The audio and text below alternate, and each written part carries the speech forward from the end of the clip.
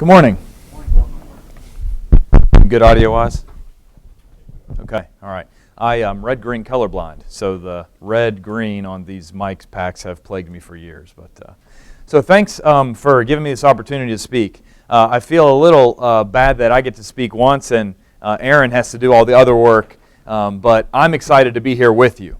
If you have any really technical tech questions, he's the guy to ask. But as we go through here, I'll show you some of what I've learned over the last few years working with social media. Most of the things we're going to talk about will really translate onto any platform. But the value of live streaming outside of worship times. We're going to talk about how you can use live streaming to generate new contacts. Okay? The goal of all of these new contacts is Bible studies. Probably what we're going to be looking at is this is going to be how you're generating contacts with people that are not members of the church. Okay? So then we're going to show you how you can also use social media, how to build a page. We're probably going to be talking a lot about Instagram, okay, mainly because that's what I spend a majority of my time doing. But a lot of these things will translate over to if you're in a local work and you have to be in charge of the congregation's Facebook page. We'll talk about some things you can do to save you time. And then how to market effectively with almost no budget, okay? So some of these principles are really going to be based upon good stewardship, all right? Whether you're at a congregation that's smaller, maybe doesn't have the budget, or maybe this is something you're doing personally that you just want to do. That's how my wife and I started. In 2015, we started doing some things on Instagram personally for about 3 years, and then Don, Mark, and John at GBN hired me to come on and do it full-time. So this is also going to be a great way to get young people involved at your congregation, okay? So we'll talk a little bit more about that. Obviously, the Great Commission, okay? Matthew 28, Luke 24, and Mark chapter 16. The goal of our purpose as Christians is to take the gospel to who? The whole world, all nations, every creature, okay? And so what we have the goal of, the task of doing is reaching 7.7 billion people, okay? It's always growing. You can go to World Population Clock, I think it's Google World Population Clock, and it will show a running total of how many people are being born, how many people are dying, and you can scroll and it will give you, the page goes as long as 7.6 billion people will go. It'll give you some perspective as to how many souls there are on the face of this earth right now. I fully believe that we can do it because the Lord told us to, and if the Lord told us to do something, that means that we can what? We can do it, all right? So, a question, when Paul went to a new city in the book of Acts, where did he go? Synagogue, right? You've got Acts chapter 17 and verse 2. As his manner or custom was, when he went into a city, he went to the synagogue, right? Why? Is it because he was worshiping under the law of Moses? No. It's because he was going there to teach people the gospel, right? In Acts chapter 16, he went and they didn't have a synagogue there, so where did he go? The riverside, right? There's, I believe it was 10 Jewish males were required for them to be able to have a synagogue. And if there were less, they would have a place of prayer near the riverside, as in Acts chapter 16. So Paul always went wherever the people were, okay? In the same sense, the place that the people are, you could call it our modern marketplace, right? In a lot of aspects is social media, right? Sometimes you could go knock on someone's door, and in 2019 they may not open the door, but you know they're on where?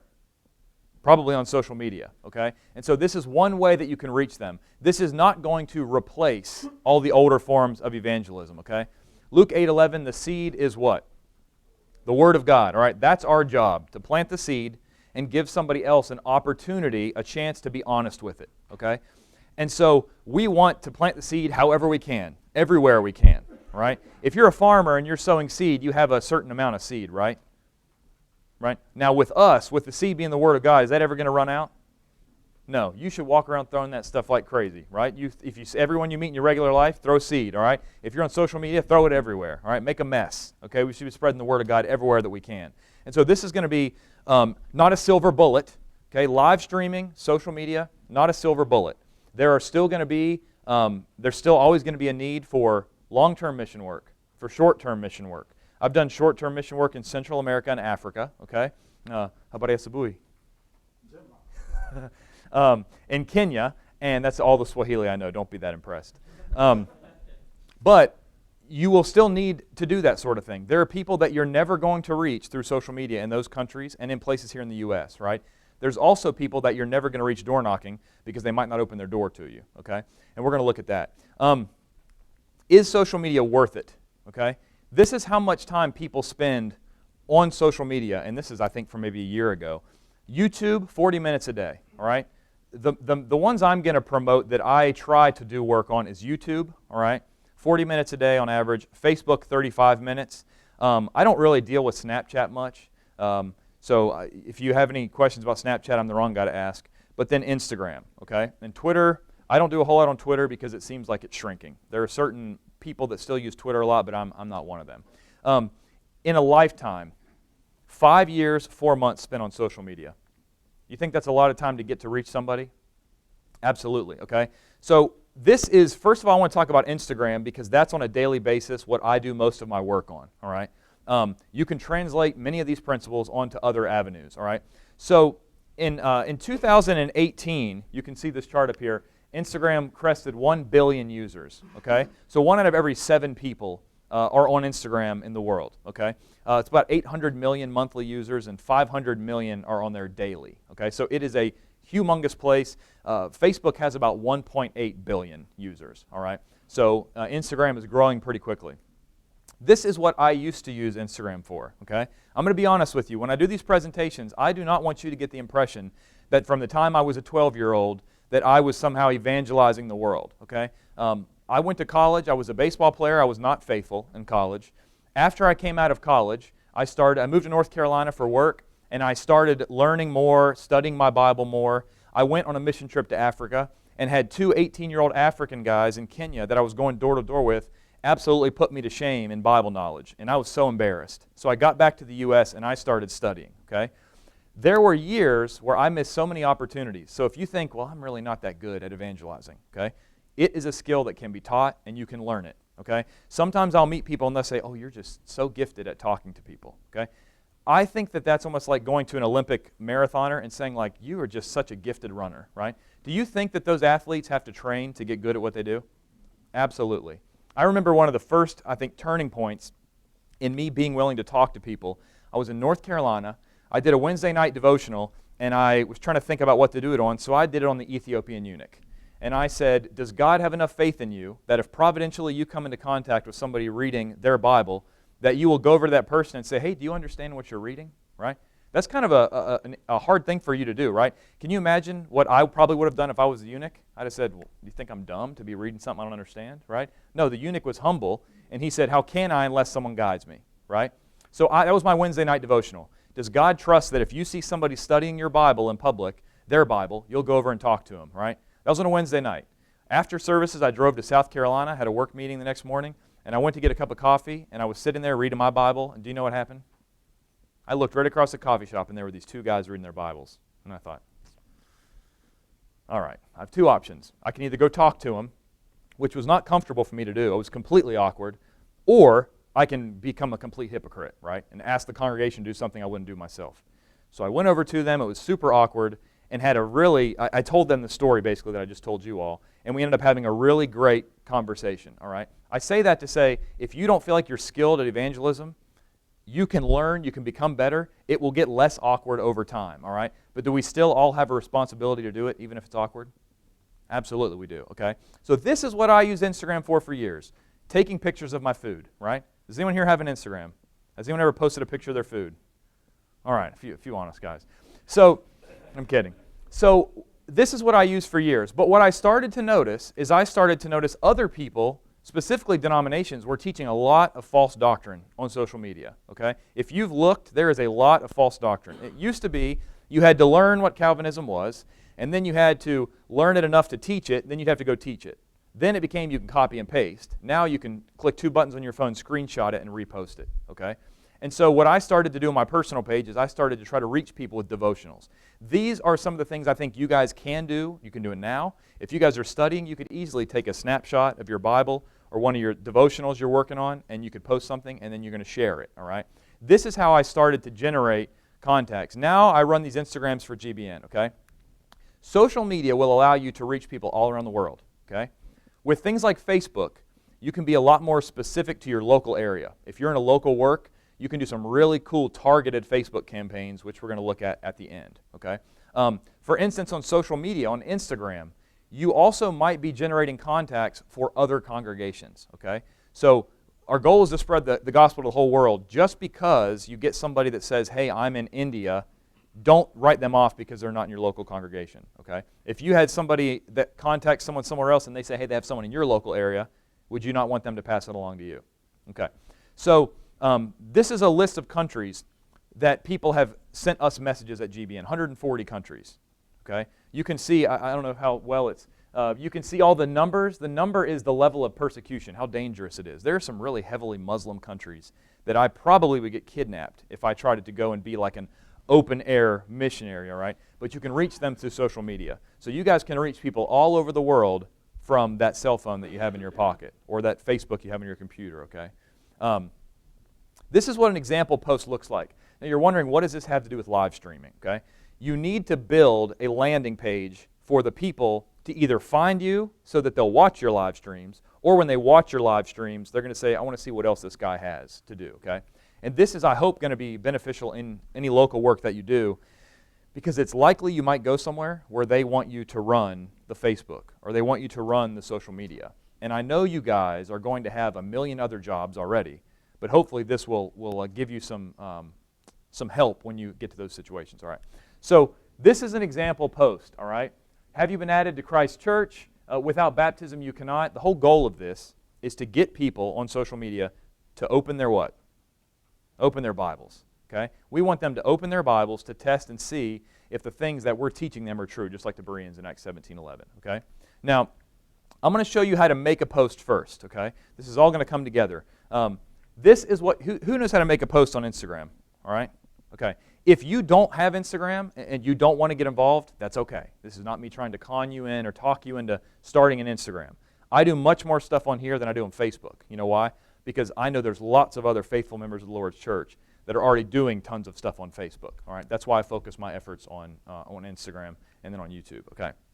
So this is what a hashtag is. All right. See, it says the little number sign, Jesus Saves. Do you guys know what a hashtag does?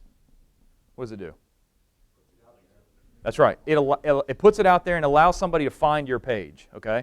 So sometimes I'll see people that'll put like hashtags, I'm so excited to be at the Gospel Broadcasting Network today. Okay, I made that one up. I don't know that anyone's ever tagged that. But that is not going to be something that someone searches to find, right? Whereas if you do hashtag faith, hashtag gospel, all right, this is going to allow different people who are searching for those tags to find yours. So if somebody types in Jesus Saves, right, which is a popular one, those are some of the posts that other people have posted that will show up, all right? Now, here's some tips. You can use about 30, I think are the maximum, but they're going to increase the amount of people that are going to find your stuff. This applies for, YouTube, it applies for Instagram, anything like that. You're trying to grab people that are in a denominational world, right? Sometimes I'll use like non-denominational Christianity, all right? Now we know that scripturally, there were no denominations in the New Testament, okay, that were approved, all right? Paul talks about that in 1 Corinthians. But we do know that there are some churches out there that are community church-based that really don't think they're a denomination, but they have denominational teachings, right? So I'll use a hashtag that they might be searching to try to introduce them to the truth, okay? This is an example of how I do it. I make a list of about 30 different ones. I save them on a note on my phone, and I will copy and paste them onto a post. So for instance, I'll post something. Normally, I just don't do any extra work. When I'm up in the morning studying, I just take a screenshot of my Bible. Or I'll copy and paste something or take a picture from somewhere else and repost it, okay? And I can send this PowerPoint to any of you guys that want this, all right? Because I know I'm moving pretty quick. All right, so that was on Daniel. It's probably on 70 weeks, I think. All right. So I'll post it, and then I will comment on my own photo with the different hashtags, and then it will hide it whenever I go to post it, all right? There's going to be a lot of comments on your posts, especially if you start preaching the truth, all right? When Jesus preached the truth, did people leave? Yeah, and that's going to happen on social media too. Don't be surprised, okay? I remember Johnny Ramsey made a quote years ago. He said that gospel preachers need to quit thinking that they're going to receive a local award from the Chamber of Commerce, all right? He said Jesus was the perfect preacher, and they didn't like him. They crucified him. So whenever we preach the truth, should we be surprised if people don't like what we're preaching? No, a majority of people aren't going to like it, but then you're going to have those honest hearts that you're trying to reach. They're going to receive it, and they're going to produce 100-fold the seed will. So if you get frustrated with some of these comments, just turn them off, all right? You will develop a much thicker skin whenever you start working on social media with some of these people. It will sharpen you because you'll hear the most random arguments from every single denominational group that you've ever seen. There will be times where you're having a discussion with a Jehovah's Witness about the deity of Christ and whether he was created, and at the same time you'll be talking with the Mormons over here about the authority of Scripture. I mean, you'll have multiple conversations going that will help sharpen you, okay? This is a proverb that I think everyone should commit to memory if you're going to work on social media, all right? You guys seen this before? I'm sure you have. Proverbs 26, 4 and 5, do not answer a fool according to his folly, lest you be like him. But then the very next verse says what? Answer a fool, all right? Use your judgment. Sometimes you're going to see that there's a person that you know is not really honest, and they're saying something. It's not going to be worth answering them. There's going to be other people that say things it's going to be worth, and you really just have to use your best judgment to try to assess whether that person is honest, all right? So, on Instagram, you can also upload videos to Instagram TV, okay? So they're basically longer videos. It's where you would put content so that somebody finds your page and they can watch it, all right? Now, getting into live streaming.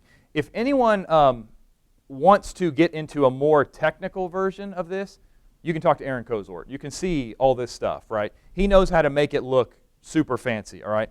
This is what I use when I do all of my live streaming videos. My iPhone, okay? The audio is not going to be as good. The video might not be as good. It's always with me, though, and it does a pretty good job. The images I have up here, how do I set up my camera? These are, you guys know, you ever seen a mic stand, okay? I'm sure you've seen a mic stand. So I have a mic stand. And for like $13, you can buy this one on the left, which holds your iPhone, okay? If you have an iPad that you prefer to use for like another $13, you can buy the adapter. Now, you have to buy a mic stand, but you can get those for pretty cheap on Craigslist because there's tons of starving musicians that decide to give up music and sell their instrumental equipment. And so you can get it for about, I don't know, $30, $40. I used to be a musician. That was the musician joke. You can get that stuff pretty cheap. The reason I think that's good is because you want to have the camera directly, all right, about the same view of your face. It's just a better picture as opposed to setting your phone, on a desk or an iPad where it looks up at you, okay? If you want to set it on your desk, just drop your chair down low so it's kind of a direct on shot, all right? Now, once you set it up, you can really use your phone and you can just go live, all right? I started doing Instagram stuff in 2015. With just images. I didn't post videos, all right? I think for the first 2 years, I don't think it converted a single person that I knew of that was converted, right? Just from images. I had this idea that I was going to post a plan of salvation, and somebody was going to see it and go, aha, and the light was going to go on, and they were going to call me and say, Aaron, I was baptized, right? You know how many times that happened? 0. I don't remember what started it, but I started doing live videos where I would just set my phone up, and I would click go live, and I would just start talking. And normally, within seconds of going live, there are people joining the room asking you tons of different Bible questions, okay? From that, my goal has always been to try to take them into a personal one-on-one Bible study, okay? So if you guys use the internet, number one, how much money does it cost for you to live stream on Instagram? Nothing. What about on Facebook? What about on YouTube? Nothing, all right? So if you guys have no budget, you can do this, all right? If you have little budget, you can market some things and promote stuff, which we'll talk about at the end. But this is one of the best things, and it's honestly the reason I like doing it is because it doesn't cost me any money. And there's also not a ton of people doing it. There are some others doing it. But right now, I think you're still ahead of the curve if you were going to try to teach Bible stuff on Instagram. Most people use Instagram stories to show the food that they're eating, type of things like that, all right? There's not a whole lot that are doing devotional type stuff, all right? So you can ask people, hey, ask any live Bible question, all right? What happens if you don't know the answer to the question they ask? Yeah, that's great. Just say, I don't know. I'll get back to you, okay? I would much rather, and that's what I've done, if I don't know the answer to a question, I say, that's a great question. Let me write that down. I'll deal with that in my next video, okay? You don't have to say, you don't have to try to answer it off the cuff and do a bad job and confuse that person, all right? Sometimes you can even say, hey, that's a great question. Send me a direct message and let's study that together, right? Anytime you can get somebody into a personal one-on-one Bible study, that is whenever we started seeing people that were being baptized, okay? So that should be your goal with any of this, all right? Also, let's say you don't feel comfortable doing live question and answer, all right? How many of you have had to do a Devo while you've been here? Or prepare a lesson or speak, right? One of the first things I would do with my live videos is I would practice a Devo. So if I had to do a devotional or if I have to preach, like when I have to preach at South Haven on a Sunday morning, it'll be like a Tuesday, and I'll just go live and I'll go through with my notes, all right? One thing you can do is, let's say that this is your desk, all right, right here. You got your desk here, your computer screen is right here. I will set my phone on my laptop right here, and my phone will be here live streaming, and I'll have a Microsoft Word document with all kinds of notes right there, right, for my sermon notes. That gives you a way to practice going through your sermon, all right? So that's something you do a live video with. How many of you have ever done a lesson and then thought, man, I wish I could do that again, right? Every time I preach a lesson, on the way home, or when I sit back down, I think, man, I should have went to that verse instead. I should have saved that to the end. Has anybody ever had a feeling like that? Okay. I sometimes feel bad for preachers who put all this work into one single lesson, and then they perform that lesson, they preach it, and it's great, and then they, put it in a folder until they either have a gospel meeting or until they preach it a couple years later, right? You can do that same lesson on social media and use that to try to reach out to people, okay? All these are different things you can do. You can do videos with your friends. When you guys graduate school, let's say you have a best buddy, but he's 1,000 miles away. This shot on screen up here, that's Lance Mosher, okay? We did that when he was visiting at GBN. We then, I think 2 weeks later, did one when he was in New Zealand, and I was here in Memphis. And it will put me on top or him on top and me on the bottom. And we can do a video together from all the way across the world, all right? So you can have a conversation with your buddy. Maybe it's another preacher. Hey, let's do a live video. Talk about what did you preach on Sunday, all right? And you guys can just have a conversation. Everyone in this room could have a two-way conversation for 30, 40 minutes about the Bible with ease, okay? So that's one thing you can do. This is something that I do also. I'll post a photo and say, understanding baptism. Who, what, when, where, why. Message all your questions, all right? People will message questions and say, Aaron, be prepared for questions that you never thought you would get because they're so simple. I've had people say, how much does it cost for me to get baptized? Okay, I'll show you a picture of the guy who actually asked that question here in a few minutes. You'll have people say, my daughter's 4 years old, should I baptize her, right? Stuff that you guys think nobody's asking that question. But there are people out there that want to ask, and they're genuine, and they want an answer, okay?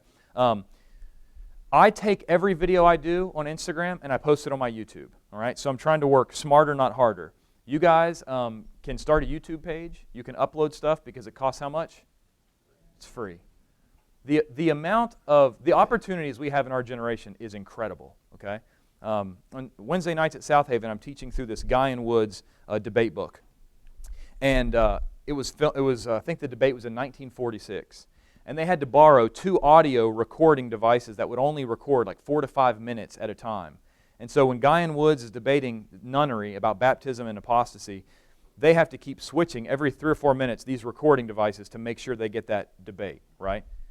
That was a lot of work back then. You can pull your cell phone up right now, and you can stream to people 7,000 miles away in Qatar. Is that not incredible? Right? And I'm going to say this probably a couple times, but do you guys think God invented the internet so you can binge watch Netflix? No. Now, there's some things on there. There's a couple of the gospel accounts on Netflix, but for the most part, we need to be making sure that we're taking advantage of the internet for God's purposes, right? We can use it for our own entertainment in the spare time, but when God providentially introduces something like the internet that you can reach people all over the world in seconds, we better be sure that we're using it for His purposes, all right? So, Bible studies are the goal. We're not going to read through all these, but these are genuine questions. This one said, I've accepted Jesus as my Lord and Savior. I try to repent every day I was baptized as a child, wondering if I should be baptized again as an adult. And then you go into a personal, what? Bible study with them. That's right. All right? This one said, if I'm not baptized, will I have bad consequences? Okay? This one said, I was baptized as a baby, never made the decision. Do I need a priest to baptize me? Can I do it myself? Had one guy who was in prison in London. Somehow he got on Instagram. I don't know if he's supposed to or not. But he said, can I baptize myself in the shower? And I said, well, no, you can't baptize yourself in the shower, but we'll try to connect you with the church, all right? And then later, I asked him, I said, are you supposed to be on Instagram? How do you have Instagram in the prison? He said, well, I'm probably not supposed to. And I said, okay, man, we connect them with the local church and said, when you get out, you need to go talk to them. But we can't continue to have a conversation with you if it's against the rules of your prison, all right? You will be blown away the people you can reach through the internet, okay? What's this one? Oh, that was homosexuality. Be prepared for your stuff to get censored, okay? Dawn Blackwell posted this post about homosexuality. I can't remember if she said, oh, this was a good one, okay? Let's see if this was, yeah, this was another one. I've got a Bible question. What's with the homophobia, okay? This was because we posted something on homosexuality, right? This girl, I have it redacted, good, okay. But she said, what's with the homophobia? And I said, oh, like, we're sorry, we didn't mean to offend you. You must not be a Christian, right? And she said, well, I'm a Christian. And I said, okay, well, you know, do you go to church? Oh, yeah, I go to church. Well, do you guys do you believe the Bible at your church? Oh, yeah, we believe the Bible. And I said, okay, well, you guys do you believe the New Testament? Well, of course we do. And so you keep walking that person back, all right? I think asking questions is much better than telling somebody, well, you know that the Bible says this, right? There's a time for that. But with situations like this, I'll say, well, do you guys believe the Bible? Yes. Do you believe Paul was an apostle? Yes. Well, do you believe 1 Corinthians 6, 9 and 10 says that in that list you have homosexuals, the active and the passive partner mentioned there, that they won't inherit the kingdom of heaven? Do you care about homosexuals? Should we show them that? And she says, well, yes, I guess, okay? This is a girl who now is actually someone that messages every once in a while. We have pretty good conversations we've even recommended a local church for her I think she's in England, okay? So there are people that you can reach. Be prepared for this. If Instagram deletes one of your posts on homosexuality, don't be surprised. They've deleted one of ours, okay? Post-creation. I want to show you guys this because if you get involved in a local work and they ask you to run the social media, it's a lot of work, okay? I know you guys are already going to have so much work to do. This should help you. We have a folder that I'll send you a download link to, anybody that wants it. It has 226 images we've already created, okay? So that's pretty much, that's 2/3 of the year if you wanted to post one. And if you post something 227 days in, you repost the first photo, no one's going to notice, all right? They're all book, chapter, verse, Bible verses, okay? This is also good if you go to a congregation, you have elders. You can show this folder of images to the elders and have them approve it. Then you could hand that off if you wanted to post, or if you had someone in the youth group maybe, a youth minister, or someone in the congregation younger that wants to be in charge of helping you with social media. This way you have 226 images that you can give to them that the elders can approve, and then they're approved to post on social media, and the elders don't have to spend time, or the deacons don't have to spend time looking at every single photo, okay? If you want these, just let us know. There's a download link. I can give it to Aaron, or I can give it to you. You can download these and have them on your computer. This will save you a lot of time when you get to a local work, or if you just want to do it even now on social media, all right? I've also got 3 videos on there that are screen captures of my cell phone, how I create images, and there's some royalty-free images on there as well. Okay, so this is how you create an image. I'm going to breeze through this. This is an app I have on my phone. It's called Over. It's that circle O. You go over there, you have a template, you pick your photo, all right? You copy and paste your text, all right? That's from years ago. Don't worry, I'm a New King James guy now. The ESV butchers Romans 10, 9, and 10. So you have this. You've got your image. I've got videos on the computer for you. Okay. So if you need help with photo content creation, at the end I also will have my name, my email, and my phone number. You can get that at the end, but make sure and you guys text me if you have any questions, all right? If I meet you at a lectureship or I see you somewhere and you're like, I had a question I was going to ask you, but I didn't want to bother you, I will be mad at you, okay? If you have a question, contact me. You're never going to be bothering me, okay? Links don't work on Instagram, all right? Run giveaways and promotions, okay? What I mean by that is I'll give away books. So I'll say, hey, if you and 2 of your friends want to read Transformed or Muscle and a Shovel, send us a message. And I like to send to 2 or 3 people instead of 1, because if I send you a book, you might read it or you might not. But if I send all 4 of you a book and say, hey, keep each other accountable, there's probably a greater chance that you're gonna read it. Okay, planning posts. There are websites like Hootsuite where you can actually plan out your posts so that you don't have to go on every single day and plan something. Okay, and Aaron's, I don't know if you've talked about this sort of thing or not, but there. Okay, perfect. Okay, good. So I'll let him elaborate more on that. But basically, that way you don't have to wake up every single morning and say, what am I going to post on our congregation's Facebook page? What am I going to post on our congregation's Instagram if your congregation wants you to have one? Okay.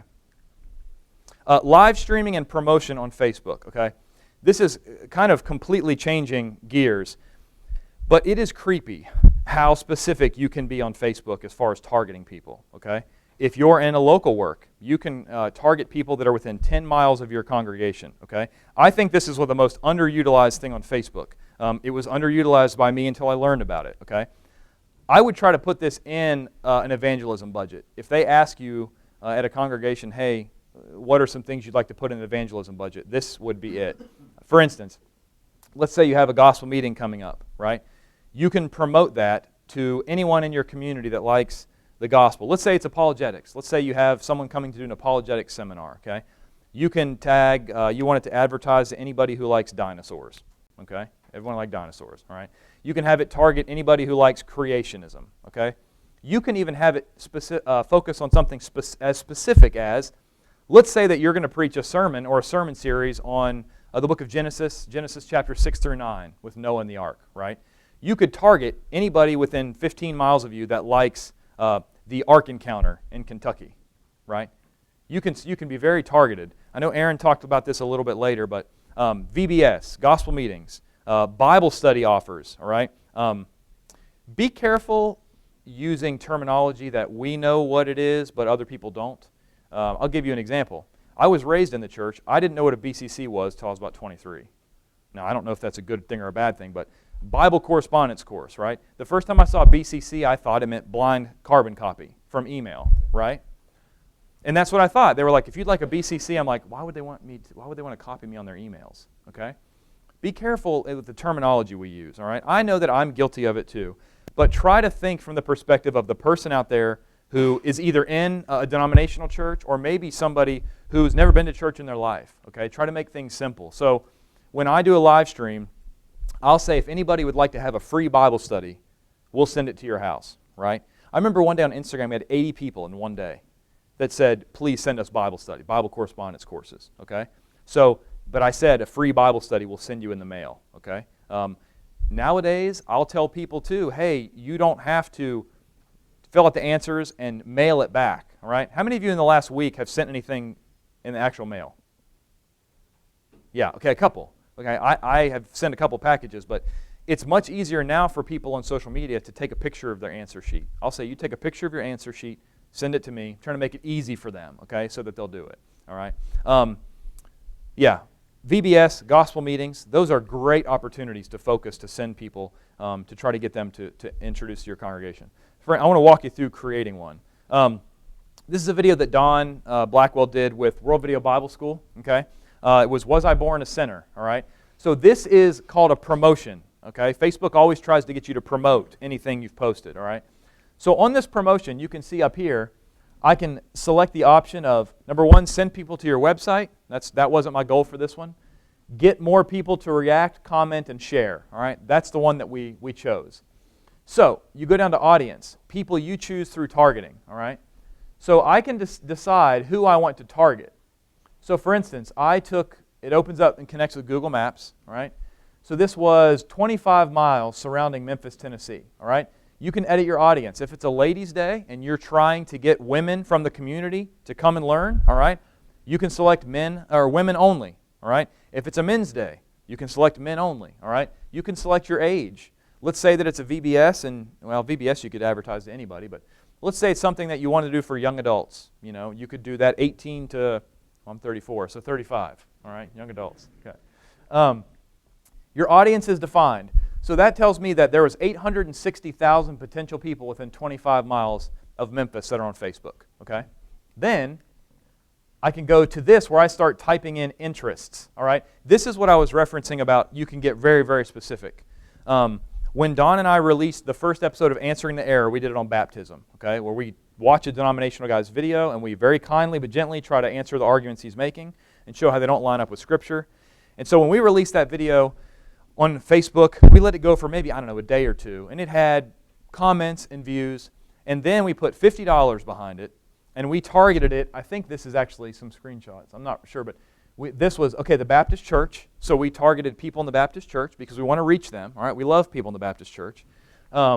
Bible study, Christians. You can see this one on Bible study. There was 8 million people in the country that have Bible study as an interest on their Facebook. How many of you, if you were door knocking, when you'd like to go down the street and someone on the back of maybe their car or a sign in the front yard says, "I love Bible study"? You think you'd knock on that door? Yeah? All right. What if somebody had something in the front that says, like, "I think dinosaurs are really cool," right? I'm going to go to that person and try to have a conversation with them about, well, did you know in 2001 they found a T-Rex fossil in Montana that had soft tissue in it, right? This gives you an opportunity to target not only VBS. Let's say you're going to do a live video. You can do a live video on apologetics, and then after that you can promote that to people who like dinosaurs or creation science or the Institute of Creation Research, different things that religious people are going to probably have liked on their Facebook, okay? There's 8 million people that liked Bible study. This was 20 million people in the country that on their Facebook page had that they love the Baptist Church, all right? So you can focus and you can try to reach people and get that content in front of them. Non-denominational Christianity, 282,000. Isn't that interesting? 20 million people in the United States have the Baptist Church as something that they love, but non-denominational Christianity has 282,000. Isn't that interesting? You can target those people, okay? People have expressed an interest in or like pages related to non-denominational Christianity. All right, so between those three, I've got 160,000 people in the area of Memphis that I can target. All right, let's see. These are even suggested. You can click suggested, and you'll see all the things it suggests. Christian ministry, gospel music, religion, Hillsong United. Hillsong is a denominational music group, which is very popular in the denominational world. All right, if you're doing a lesson on instrumental music and how there's no authority for it in the New Testament and how it's adding to God's Word, right, in Colossians 3:17, etc., you could do a video on that, and you could target it to people who like some of these denominational groups to try to get them to be introduced to the truth about instrumental music and the kind of a cappella music that's authorized in the New Testament, okay? So we spent $50, okay, over 73 days, and 8,000 people were reached, all right? So 8,000 people for $50. Is that pretty cheap? Yeah. If you live in a small town, I grew up in a small town in West Virginia. I think there was, I don't know, maybe 20 or 30,000 people in my whole small town, all right? So technically, if I just marketed it to my whole small town, potentially, if that would hold up, for about $150, I could potentially introduce that video on someone's Facebook page to everybody. And I don't know exactly how the demographic works, if it would reach every single person. But it's pretty interesting how many people you can reach for such a small budget. I'm trying to see what this is. Comment, justified by grace through faith, immersion. Okay, so this is a denominational person that sent us a message from watching the post, and we entered into, guess what? Personal Bible study, all right. I want to show you some results very quickly, okay? This is to show you that this works. This is Chance Howard. He lives in Los Angeles. He watched a video on baptism, and he called me on the phone, and he said, "I want to be baptized." So we studied for an hour and a half over the phone. He said, "I'm ready, come baptize me." And so jokingly, I put his address in my GPS, sent him a screenshot, and said, "It'll take me 26 hours to get there. Let's find somebody closer." Okay? So we contacted a Church of Christ east of LA. That's Jonathan Hinckley. He drove down, picked up Chance, baptized him into Christ. Chance is awesome, man. Let me tell you about this guy. He's good looking, all right? You can tell he's a good looking young man, right? He calls me probably once every 2 weeks, and we study all the time, but 2 weeks after he was baptized, he said, "Aaron, I've been studying modesty, and I don't think I can do any more photo shoots with my shirt off." And I said, "Well, Chance, unfortunately, you're a good looking guy, and so yes, if you're going to do those photo shoots, you're probably going to cause people to lust." So he calls his agent, and he called me and said, "I need you to motivate me." So we studied about modesty, what the Bible says. He calls his agent and has this conversation with his agent and says, "Look, I'm really sorry, but I'm a Christian now. I can't do any more photo shoots with my shirt off," right? Then he calls me a couple weeks later and says, "Hey, I had an opportunity in my acting class today. I was supposed to act out a scene in my regular life," right? And I said, "Oh, that's great. What did you do?" And he said, "Well, I thought this would be a perfect opportunity to share the gospel with my whole acting class." And so the scene he acted out was him getting ready in the morning and him listening to the Bible and him listening to sermons. And so he ended up having conversations with his whole acting class, all right? This guy, I don't know if he's watching. He's probably not watching because it's earlier out there, but he is getting made fun of and persecuted by his own family. that's as far as I'll go, but this guy is a member, he was a member of a big non-denominational megachurch in downtown Los Angeles, had never even heard of the concept in the New Testament church. As soon as he did the video, he said, I get it. How have I never been taught that before? And I said, man, it's out there, okay? The next day, Chance, this is him with the congregation there, he's faithful. He goes on Wednesday nights at 6 o'clock. Their service is at 7. He goes at 6 so he can study for an hour with the preacher before service even starts, all right? He said the next day, I want you to tell everybody about my story, right? So we did it on Instagram. This is a guy named Jeff who's a cosmetic dentist in Los Angeles. And Jeff actually called Jonathan and said, hey, I'd like to be baptized like Chance Howard was. How much is it going to cost me? And he said, well, monetarily, it's not going to cost you anything. But he entered into, guess what? A personal Bible study with him talking about counting the cost of becoming a Christian, all right? That's Chance and Jeff, okay, within about 4 days after them both being baptized into Christ, all right? This is Cameron. He was in Atlanta, baptized into Christ at Eric Owens' congregation there, where Eric's an elder in Avondale. This is Megan. She was out in Arizona. This is in Bandung, Indonesia. Somebody said, I want to study the Bible. I contacted 3 or 4 different people through help, like Bear Valley's school has helped me with the extension schools they have all over the world. Matt Wallen from House to House, Heart to Heart, Alan Webster, those guys will connect me with people. And within 2 or 3 people, the brotherhood's so connected that we had this guy, Deddy, who's in the plaid shirt, studying with Christian about the one church. And Christian's been baptized, but we're still working through some stuff there. But this is someone literally on the other side of the world that was reached through social media. Does anyone know where that is? All right, that's Saudi Arabia. That's Qatar. All right, that's in Doha, Qatar. This man named Jeff saw some of the videos online. I think he saw a couple of Don's videos through World Video Bible School. And he messaged us, wanted to study. We studied through live video chat in Doha, Qatar. All right, I think it was 9 a.m. here, 6 p.m. there. There's a congregation in Doha, Qatar. All right, connected with him. He was baptized into Christ. And then he taught, it's a video, he taught his girlfriend, and she was baptized into Christ too.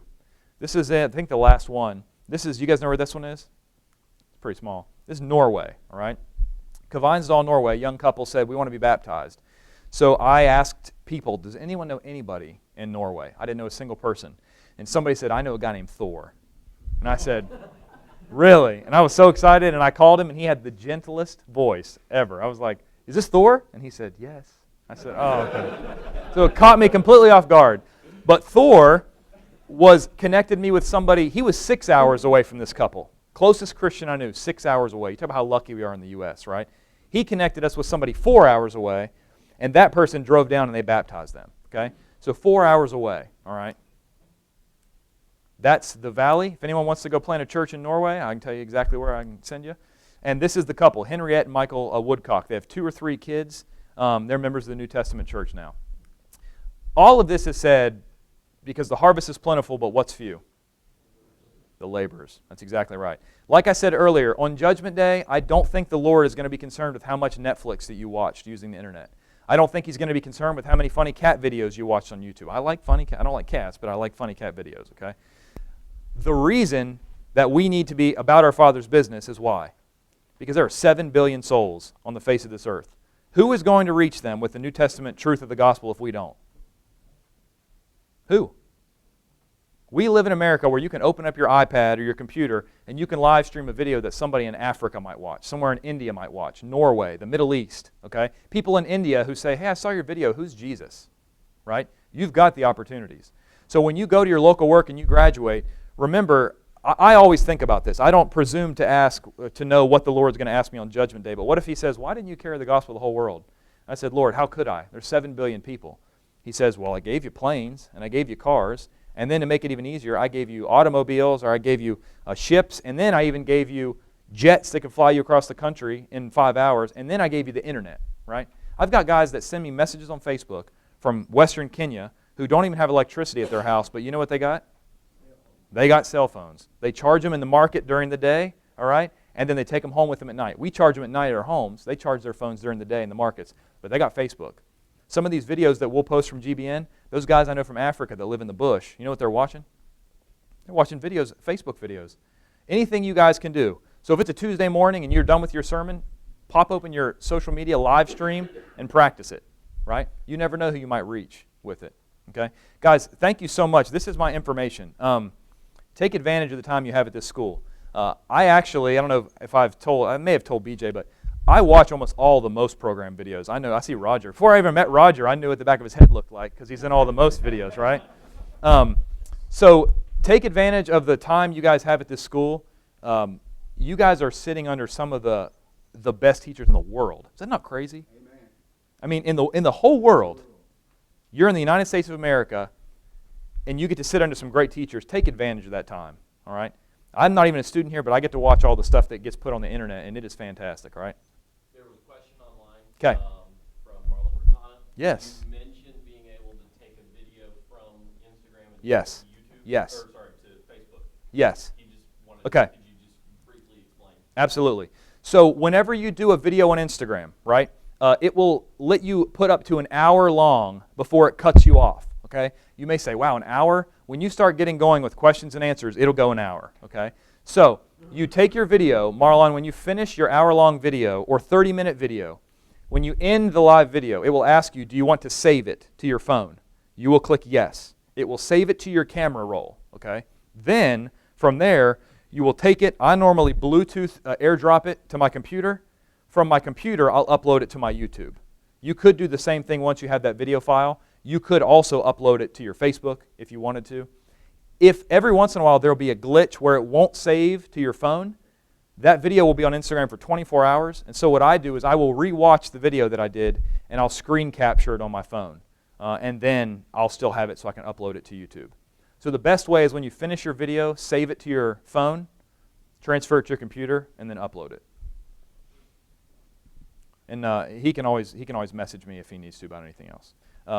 Yeah, so like I said, if you can text me anytime you want. Seriously, if you say, well, I don't really know him that well, text me. If I find out later that you wanted to talk to me but you didn't, I'm going to be like, guys, please. So this is the free reign of permission right here to take this down. Text me anytime. If you get to a local work and you have some questions, call me on the phone or text me and we'll talk. I have plenty of time to do that. All right, question?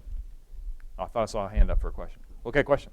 I've gotten on Facebook or actually YouTube. Yeah.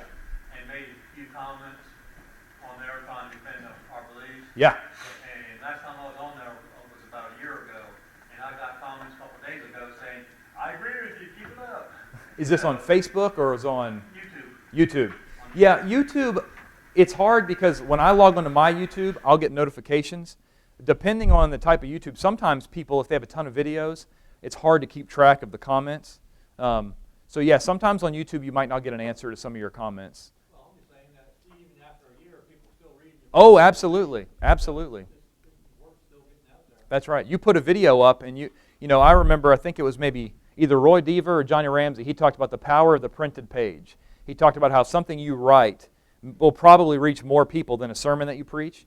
But nowadays, with the videos that you can take and put online, BJ was even telling a story last night about people that, maybe Jehovah's Witness or something, that had heard his sermons from a gospel meeting. He didn't even record them. Someone else recorded them, put them up online, and somebody learned the truth through that. So you guys are coming into, you're going to school right when this age of video and audio is just in a great place right now. So you guys have the potential, you could film, thousands of lessons or devotionals.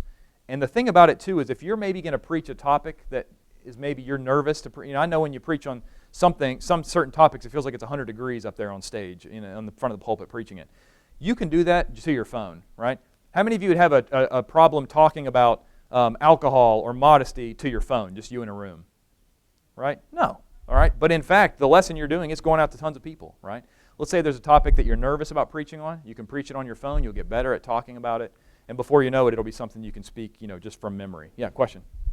One question I had is, when you're doing this, uploading stuff to Instagram/Facebook, Yeah. would you almost recommend setting up a second account just specifically for that purpose?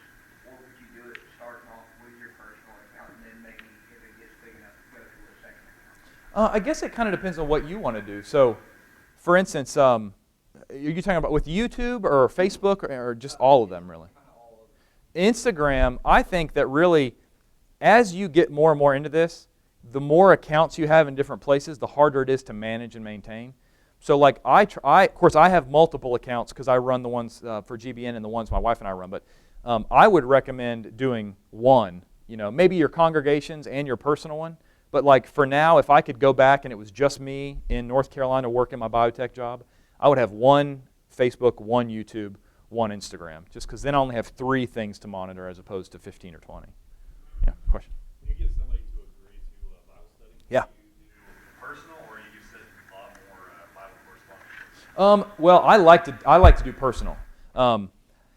If someone wants a Bible correspondence course, I'll send them one. I like personal one-on-one interaction because I can gauge sort of what they're talking about, and just recently, I used to not really use a method until I actually sat in this room and heard Rob Whitaker do his personal evangelism seminar.